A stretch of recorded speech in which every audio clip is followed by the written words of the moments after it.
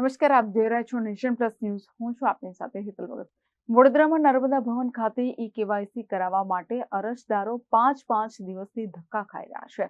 નર્મદા ભવન ખાતે વહેલી સવારથી ઈ-કેવાયસી માટે અરજદારોની લાંબી કતાર લાગી છે.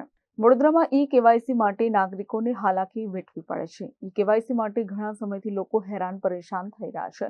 પાંચ દિવસથી લોકો ઈ-કેવાયસી કરાવવા માટે ધક્કા ખાઈ રહ્યા છે. વહેલી સવારથી જ ઈ-કેવાયસી કરાવવા માટે નર્મદા ભવન ખાતે અરજદારોની લાંબી કતાર લાગી છે. કોઈપણ પ્રકારની વ્યવસ્થા તંત્ર દ્વારા કરવામાં આવી ન હોવાના અરજદારોએ આક્ષેપ કર્યા હતા. તો અરજદારોએ 9 વાગ્યાની જગ્યાએ 11 વાગે કર્મચારીઓ આવતા હોવાના આક્ષેપ કર્યા હતા. એક અઠવાડિયાથી હેરાન થઈએ, ધક્કા ખાયા કરીએ છીએ. કેવાયસી અહીં નર્મદા ભવન પહેલા માળે અહીં ટોકન માટે બી લાઈનમાં ઊભું રહેવાનું. ટોકન લઈએ તો સર્વર ડાઉન હોય.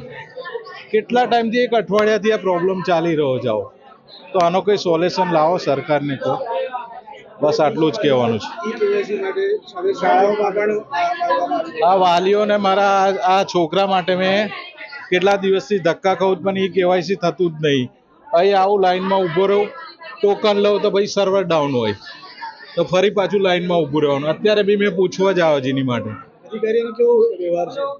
અધિકારીઓનો તો એ વ્યવહાર એ હજુ અંદર ગયો જ નથી, તો અંદર જવાનો ચાન્સીસ જ નહીં મળતો. તો કેમ કે સર્વર ડાઉન હોય તો પછી 2-3 વાર રજૂઆત કરી હશે. નર્મદા ભવન 1 નંબરમાં આવ્યા છે. પહેલા મારે અમે રેશન કાર્ડ માટે આવ્યા છે. લગભગ 8 વાગ્યાના લાઈનમાં ઊભા છે. કેમ કે પબ્લિક તો અમારી પહેલાં 6 વાગ્યાની આવીને ઊભી છે. હવે એમના માટે કંઈ પાણીની વ્યવસ્થા નહીં કે બેસવાની વ્યવસ્થા નહીં. આ નાના છોકરાઓ બિચારા સ્કૂલ છોડીને આવે છે. એમના મમ્મી પપ્પા સ્કૂલ છોડીને આવે છે.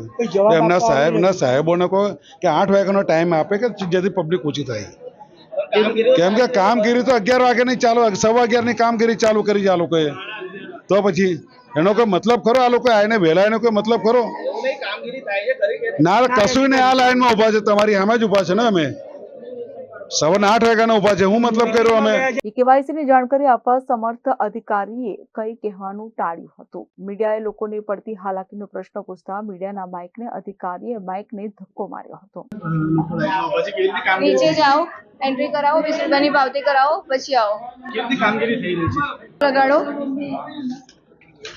ઈ-કેવાયસી માટે લોકોને હાલાકી થઈ રહી છે. તમારે કેવી રીતે કામગીરી થઈ રહી છે?